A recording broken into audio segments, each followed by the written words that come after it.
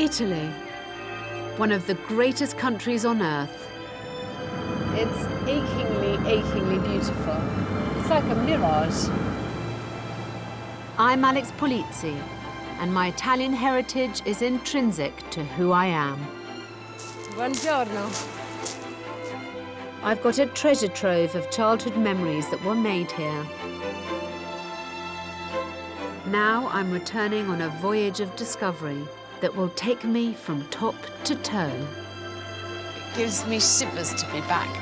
Immersing myself in the culture of its vast regions.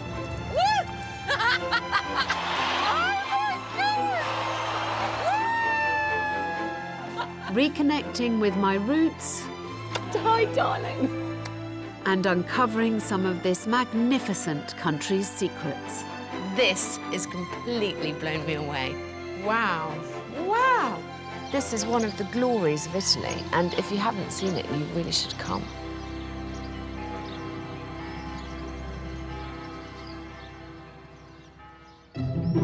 My grand tour starts in the north, on a trip that will take me from the completely historic to the unmistakably modern. From the exquisite beauty of Venice to the bustle of chic Milan. Venice, in my eyes, one of the wonders of the world. It's the perfect place to start my Italian odyssey. Whenever I come here, I always think it's such a miracle that Venice is still inhabited. It's achingly beautiful, and it's like a mirage. It doesn't seem real. It's a city I know well. My grandmother, who I called Nonna, was Venetian. I must have been here at least 40 times in my life. And it can be smelly, and it can be busy, and my goodness, it's expensive, but none of that matters. You just feel like you're treading in the steps of some of the great painters and architects and great thinkers who have ever walked this earth.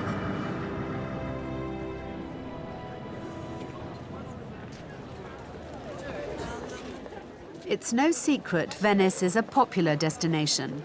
An estimated 20 million people visit each year. But there is one way you can have this city almost to yourself. If you can drag yourself out of bed, you'll be rewarded.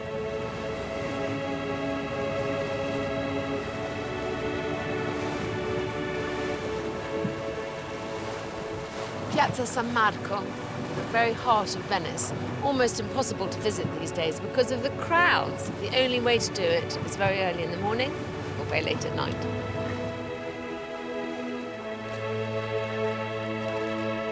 Grazie. Buona giornata. This is early morning.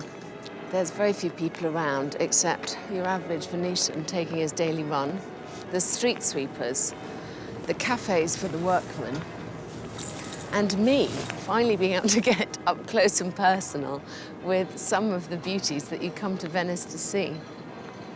I think it is very easy at this time of day to feel as if it's all a stage set. It is so beautiful.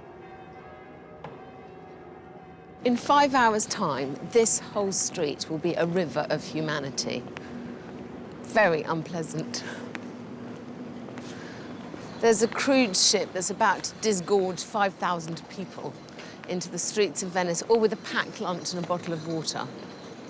It looks completely wrong. I mean, look, it's as tall as the Campanile. It's just ridiculous. We're right opposite the Bridge of Sighs. I think this is the first time in years that I haven't had to fight my way through 6 layers of tourists with cameras. People come here with a list of things to see and tick them off and rush off and never, ever get a chance to soak in the true beauty.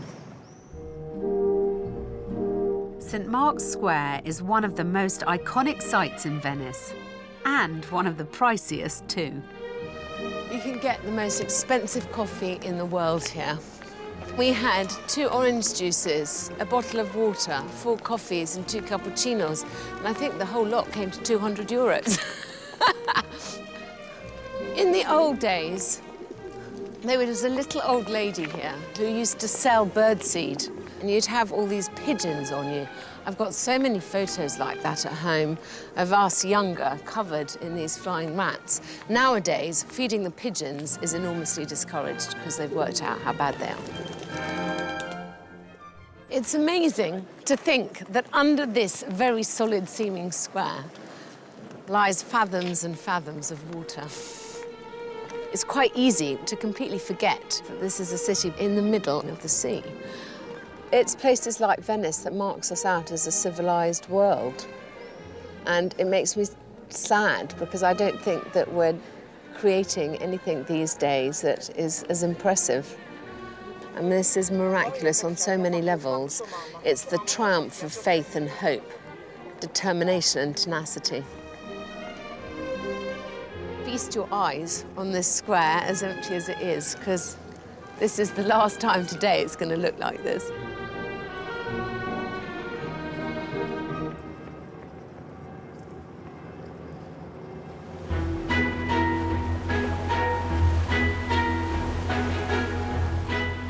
Venice is romantic and magical on any budget. But it can be dazzling if you have money to burn. Open your wallet wide and you can find suites fit for Hollywood film stars. This is the playground of the rich and famous. There are 12 five-star hotels in the city. I think one of the finest is the Hotel Bauer, owned by Francesca Bortolotto, a Venetian through and through. So, Francesca, I feel like I have a connection with Venice because of my nonna. And every time I arrive, I feel tearful at the beauty of it. I mean, it takes my breath away still now. And I've come at least once a year, every year of my life. For me, it has the same effect. And the whole world comes to Venice. Yeah. So, you know, every day you wake up and you look at this and you know why you're so privileged. Francesca has agreed to give me an exclusive glimpse of their most exclusive suite. Here we go, darling. Wow. That's what you wanted to see. This is amazing. I don't know what to look at first. I think it's one of the most dramatic rooms of Venice. And Charles and Camilla, they were here, by the way, and they love this room. But they consider this very close to home. This room is aptly called the Royal Suite, and it comes at a royal price, €15,000 a night. It's the most stunning, stunning room. The Church of La Salute is what I consider maybe the most iconic view of Venice. The opulent suite is decorated in traditional Venetian style, with silk fabrics, period furnishings, and original Murano glass chandeliers. Every touch of luxury is obsessed about, even down to the handmade bathroom products. Like a lot in the Royal Suite, it's locally sourced, made in a small but high-tech cosmetics lab in the city. The lab produces soaps and lotions for the city's best hotels, using fragrances grown in its own garden. What's surprising is that this garden is in a female penitentiary. And the people making the soaps are inmates. And here it is. This is the first time I've ever set foot in a prison. Francesca is one of the founders of the project.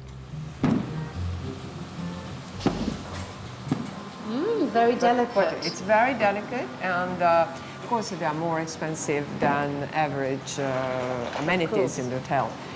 So it's all natural. All natural, yeah. Oh, this is very good. I love this. Currently, there are 3 inmates working in the cosmetics lab.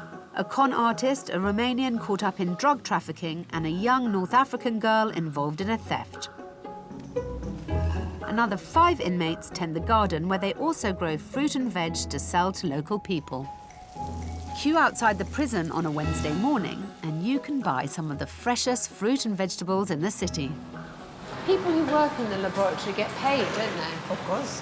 Then not only they get paid, But then they get a certificate when they leave the jail that they have been working, and so when they get out, they can be more suitable to find another job. Once you have a difficulty in your life, and for good or bad, I'm not criticizing, but then you're doing something beautiful. It makes you feel better, you know. And if you've done something not so beautiful, this is a way to straighten up in some way what your past has been.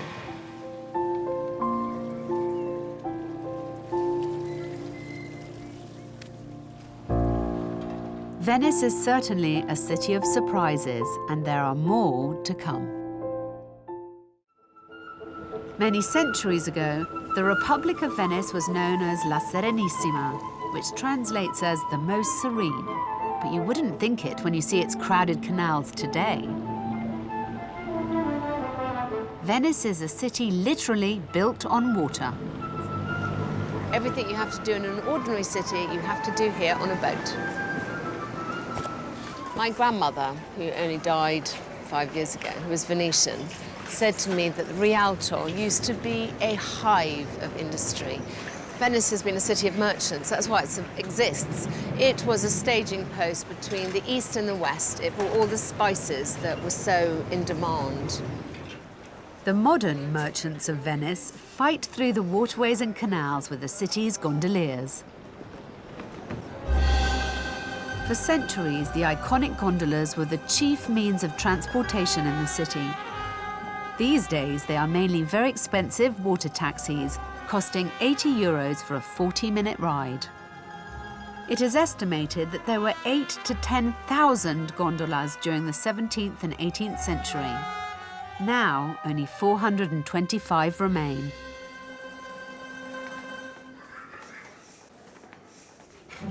A gondola is made up of 8 different kinds of wood. For a gondolier, the most vital part is the forcola, the lock the oar is held in. It enables the gondolier to change the speed and the direction of his boat. Every forcola is a unique piece, bespoke and handcrafted to the needs of each individual gondolier. It's a dying art. Only 4 oarlock producers remain in the whole of Venice. At 30 years of age, Piero Dri is the youngest. How long have you been doing this? It's about 8 years. What did you do before? Before I studied astronomy. How many hours does it take you to make an oarlock? 30, 35. Yeah. When you start from the piece of tree, I look at it and I say, oh no, it's very difficult. Piero has offered to let me in on a local secret. Venice lies on an archipelago made up of 118 islands. It's separated by 177 canals and linked by 409 bridges. And it's clearly best seen from the water. As a Venetian born and bred, Piero has offered to take me off the beaten track and give me a local's guide to some of its most beautiful canals. This is amazing because your workshop is about 100 meters away from the Rialto Bridge, but it's a world away. It feels like a different city. Yeah. Venice is divided in 6 big areas, no? We are drifting through the Cannaregio, the northernmost of the 6 historic districts. Here you can almost forget the hustle and bustle of the tourists and really admire this beautiful place. So there's some areas where the gondoliers tend to congregate. Yeah. And then other waterways, come questa, that you never see, you don't see anybody. Sì, è vero. In the most part of Venice, we live only with tourism. You can't find the real shops that a human need in a city for his life, no? The ironmonger, the supermarket. Sì. School pickup time. Yeah. If there's only 48,000 people who live here, who lives in the other apartments? I mean, is there a lot of empty houses? Yeah. Many are empty because are second properties of American people or whatever. And the problem is that they come here one time every year. Or... Yeah. You know, Venice will only continue to exist if real people live here. The problem is, rather like London, that Venetians are priced out of the city. And so there's less and less vita del popolo, everyday life here. It's become almost like a Disneyland. Sorry? È diventato quasi come un Disneyland. Ah, sì, sì, senza dubbio. If you want to escape the theme park Venice, there are other islands worth a visit. Burano is a real surprise. It's a small island, a short boat ride from Venice. Every house is painted a blindingly bright and cheerful colour. Legends say it was to help drunken fishermen find their home after a hard day's drinking. Whilst nearby Murano is famous for glass production, Burano is all about lace. It's been a desirable product since the 16th century, and it's still made here by hand today. Across Burano, an army of local ladies painstakingly hand-stitch the lace from their own homes. Each one of them specialises in a different kind of stitching. It's incredibly intricate, detailed work requiring great skill. A tablecloth can take up to 2 years to make. Today, there are very few lace makers left capable of producing needle lace like this. It's another great Venetian tradition with an uncertain future. One local tradition that is still going strong is a love of food. My Venetian grandmother always cooked local dishes for me as a child, and I remember them to this day. Delicious. Venetian tradition of food is fantastic. A few highlights are liver and baby octopus, anything from the sea, in fact, but also they have a very sweet tooth, Venetians, and all these indulgences that quite often come out just for carnival. None of them look very good for the figure, but they're delicious on the lips. Monica Cesarato is a food writer and Venice's best-known gastronomic guide. Why is there such an amazing and varied cooking tradition in Venice? Because Venice was a port, so there is the influence of all the countries to which it was exposed. So you have a bacala from Northern Europe, you have all the spices from the Middle East, you have all the fruits and vegetables from Africa, and as well as the produce, Venice was importing also all the different recipes. For me, no trip to Venice is complete without eating my favourite Venetian recipe, the frittole or sweet cake. Chef Ada Catto is a Venetian treasure who makes frittole the way that my grandmother used to. Ben arrivate. Grazie, questa è Alex. Sono Alex. Grazie, signora. Buona arrivata. Grazie. So, my nonna used to make these for us, but she only made them in the winter. Better to have a high calories in winter than in summer, Yes. I suppose. You know, in Venice, frittelle used to be called anything that could be fried. Ah. Now we got to the point where we only identify it as frittella, the sweet cakes for Carnival. And frittelle is one of the oldest recipes for cakes. It actually goes back to the Roman times. And then in the 1700s, it was declared the national cake of Venice. The dough is simple enough to make. Water, sugar, butter and plain flour, and then you add eggs. She's gonna check if temperature is ready just by putting the... E qui fa le bolle. If you mix it. So when you stick in a wooden spoon and the bubbles rise to the Yes. surface, that moment the oil is ready? Yeah, it's Okay. exactly at the right temperature. Once the oil is hot, Ada simply spoons in the frittole mix and cooks until they puff up into golden brown balls, turning regularly. Every city in Italy has their specialities. Yes. But in Venice, they have. It seems that Venetians have a very sweet tooth. Yes, because Venice discovered the use of sugar in culinary use rather than pharmaceutical use. Ah. And that's why we got so many cakes. And then with the spices, they combine the sugar with all the spices from the Middle East. And The recipe varies from household to household. Some people add ricotta to the dough. Some people fill them with chocolate drops and raisins. but my grandmother made hers with Zabaglione cream, a mixture of eggs, sugar and Marsala wine. Now she's putting the powdered sugar on top, like in the old days. And that's what gives the extra sweetness, just in case you didn't have enough. Prendiamo quella più fredda. Thank you.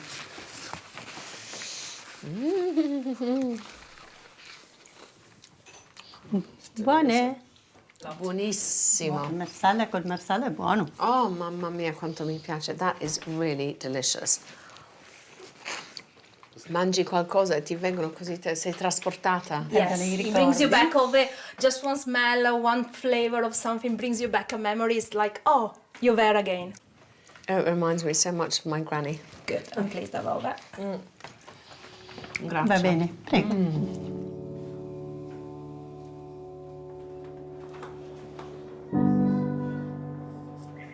Quite honestly, I wasn't expecting to feel as emotional as that. It really brought a complete whoosh of my grandmother back to me. And she was an amazing cook, and I'm really sad that I didn't take more advantage at the time. You somehow think when you're young that people are going to be there forever and that things are going to continue in that way forever. But I tell you something, after that example before me, I'm going to go home, and before I forget, I'm going to make sure that I do it at least once. Coming back here has reminded me just how much this city means to me. I think Venice is impossible and magical and unique. And I think unique is a word that's so overused, but this place, there is nowhere else like it in the world. This is the only Venice. I've travelled 2 hours west of Venice to the majesty of the Italian Alps, home to the great lakes of Garda and Como, but I'm not here for them.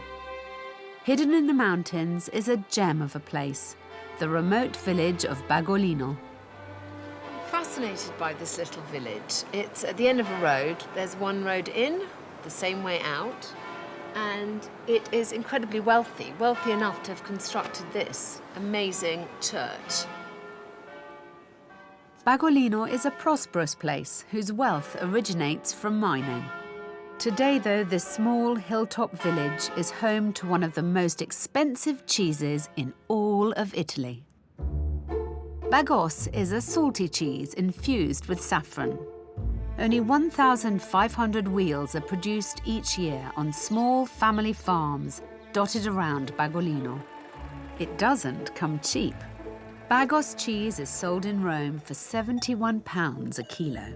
The Stagnoli family has been producing Bagos cheese for centuries, and they still make the cheese today using the same techniques their ancestors did hundreds of years ago. Alex, Primo, cosa sta facendo? sono facendo formaggio, diciamo. All of that is going to make just one cheese. Lo fai ogni mattina il formaggio? Tutti i giorni. Tutti i giorni della vita? 7 giorni alla settimana? 365 giorni all'anno. Tante volte, anche 2 o 3 volte al giorno. Growing up, he didn't want to do this. And he tried to escape it, but he realised it was useless. This was his destiny. It's bloody hard work. So he did the sign of the cross before starting, because this is an important job. He wants it to go well. This milk is 48 degrees, sometimes even 50. Deve avere le braccia di... Ma sono cotte.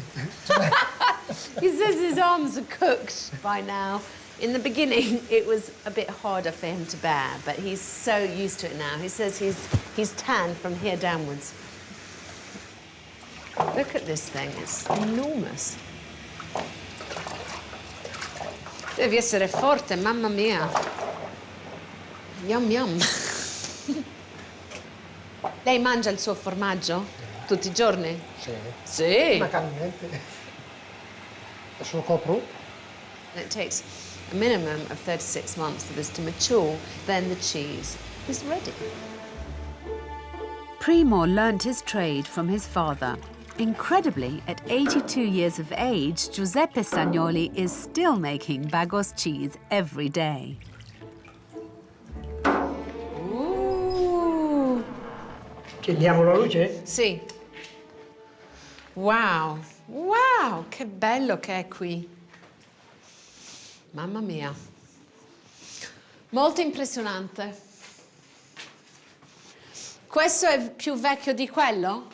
Questo ha 1 anno e mezzo. A year and a half old. Questo ne ha 3 anni. 3 years old, sì. Oppa! Grazie. E ancora vuol provarlo? Io non ho mai provato prima. No? Strano. Ma mi piace tantissimo. It's quite a strong flavor, even at a year old. Grazie.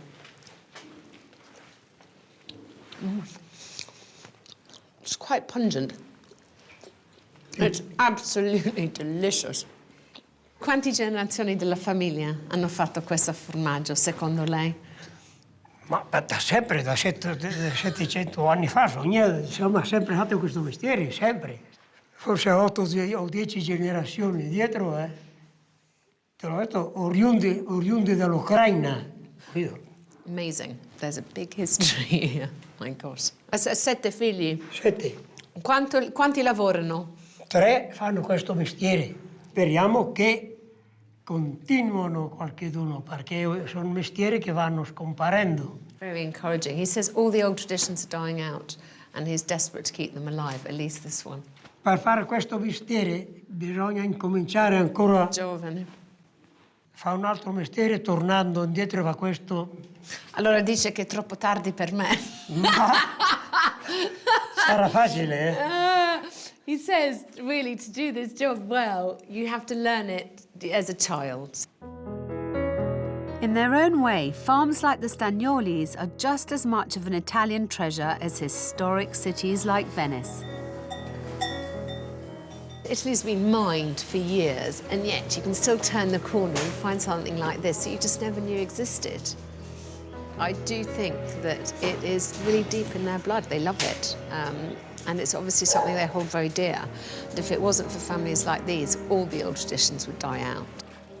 One shouldn't over-glamorise this life. It's very hard. It's working 365 days a year, come rain, come snow. You know, I'm only 3rd generation removed from a whole load of subsistence farmers in the hills around Rome. My grandfather's family raised horses, the Italian cavalry. And it was a bloody hard life, and that's why they all escaped. They all ran away, and his family moved to England. I mean, I admire this lot for holding firm. I'm leaving behind the peace and tranquility of the Alps and heading to the big city. No trip to the north of Italy would be complete without a hit of modern Milan. I lived in Rome in my late 20s, and we used to often come to Milan to have a taste of modern Italian life, because of course this is the city you live in if you don't want to live in the historic past. The capital of the north and Italy's 2nd largest city, Milan is brash, bold and fun. Even the hotels are achingly cool. It's got a very high opinion of itself, Milan, and one that's probably justified. It's easy to drop an enormous amount of money because the shops are fabulous. And everywhere you see the very modern and the ancient juxtaposed, and I find that very attractive. In a typical way that happens only in Milan, you have a very modern office block next to this glorious Galleria. This is a city that's misunderstood. Tourists think it's just some concrete jungle, but actually there's so much here. There's beautiful churches, there's beautiful historic monuments. I've become more and more fond of this city as I've got to know it better, and I think there's plenty to discover and to enjoy here. Milan may have the reputation of being Italy's most modern and forward-thinking city, but it also has a lot of history and tradition too. But to sample some of Milan's finest history, it's not a church you need to hunt out, it's a cafe. I don't think there's an Italian alive who doesn't love panettone. I like it toasted with butter and at almost every time of the year. My grandmother used to serve it from Christmas until Easter, and it was a highlight of our weekends. we're going to eat panettone, this is the place to come, Milan. Cafe Cookie is the locals' favourite and lays a claim to serving the best panettone in the world.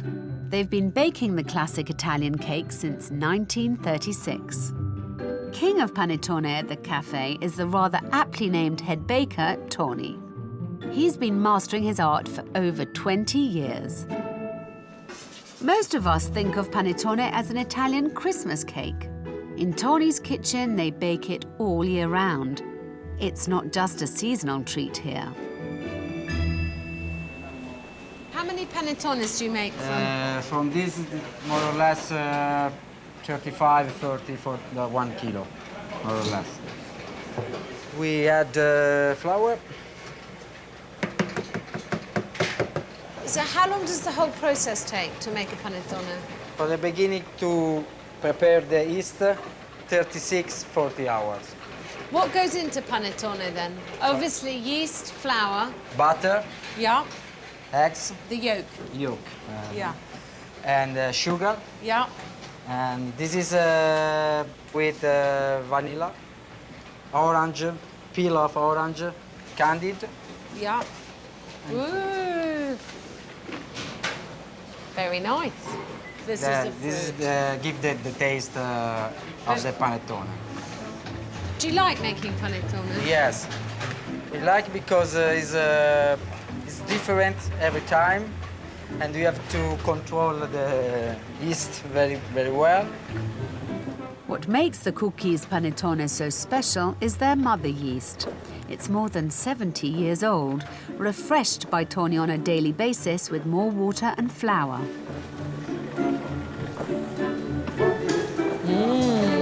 Look at that. Wow. This is called pirlatura, Yes. and give off the panettone It's a strength. good strength. It's a real skill. No, you can't just come off the street and learn how to do this. It takes years to learn it well. Ah, Huh? see.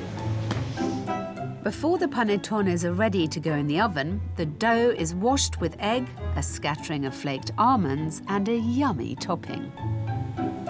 We used to get into terrible trouble as children because we used to pick that bit, the topping of the panettone. Delicious. It's all sugary and nutty, and we used to leave the cake and just eat the topping, which is very frowned upon, believe me, in my family. Mamma mia, che buono. Sugar on sugar, my dear of heaven. This is the best bit. Once the cakes have been baked, there's one last secret to their success. So, this is the trick to panettone. Unless they hang it upside down, it collapses like a souffle. So this is how they make sure it keeps its shape. Now is the sweet moment. Yum, yum. It's better to eat after 3-5 days it? after the cook. It's all right. I'm ready to risk it. My goodness. I don't think I've ever had a panettone so fresh. And this is my favourite by far. It's wonderful. Thank you. Thank you. The panettone was just for starters. The Milanese main course is still to come. Everyone knows Milan is famous for fashion. What you might not know is that it's also home to the world's oldest shopping mall. This arcade was built in homage to Vittorio Emanuele II, the King of Italy, from the Milanese. Built in 1865, it was dubbed Il Salotto di Milano, the living room of Milan. And since then, the Galleria has become the favoured meeting place in the city. This has got to be one of the most elegant, beautiful shopping arcades in the whole world. I love it. I love everything about it, from the mosaic floor to the unity of all the shop signs being in gold on black. There's the most wonderful shops here, delicious restaurants. This is a hub for Milanese life. This was built in the turbulent era of Italian unification, and Represented in the mosaics are some of the symbols of the biggest cities in Italy. So there is the lily representing Florence and the bull of Turin. It's considered good luck to step on the bull's genitals, and you'll see every Milanese person makes a detour just to do that, which is why there's such a hole worn in the mosaic. This Galleria took years to build, and on the very day it opened, the architect Mengoni fell to his death right at this spot. In the typical way of Italy, this has now become a lucky area, and the bull is the centre of all that luck. The tradition is you're supposed to spin backwards 3 times, but I think that tends to mark you out as a tourist.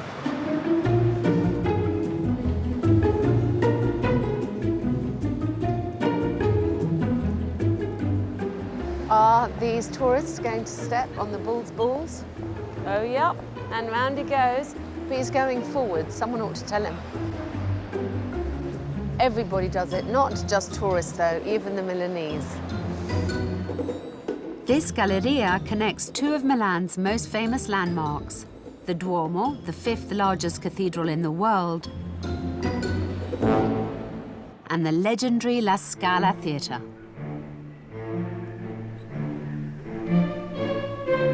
This theatre is a Milanese treasure. Wow, every time I walk into La Scala, I get shivers up my spine. This is probably the most famous opera house in the world, and it has made and broken more reputations than any other. La Scala was opened in 1778, and over the past 200 years, the greatest stars of opera and ballet have performed on this stage. Luminaries such as Luciano Pavarotti, Rudolf Nureyev, and Maria Callas. One of the hidden secrets of this Milanese institution is La Scala's workshops, located in an old steel factory on the outskirts of the city. Here you can get a unique La Scala experience, watching the best technicians in Italy design and produce sets and costumes for every production. Ruggero Berlini is the General Director of Set Design at La Scala. Questa è la falegnameria e il premontaggio scene. In questo grande spazio proviamo a montare le scene prima che siano dipinte. Che bello. Questo spazio è incredibile. There's one area of the workshop I'm drawn to like a moth to the flame, the costume department.